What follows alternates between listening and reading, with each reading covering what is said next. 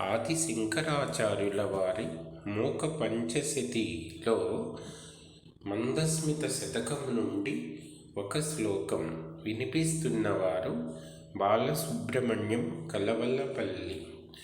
దృహ్యంతి తమసే ముహుః కుముదినీ సహాయమా బిభ్రతి యాంతి చంద్రకిశోరశేఖరవపుః సౌధాంగణే ప్రేంఖణం జ్ఞానాంభోనిధివీచికాం సుమనసాం కూలంకషాం కుర్వతి కామాక్షా స్మితకౌముదీ హరతు మే సంసార తాపోదయం.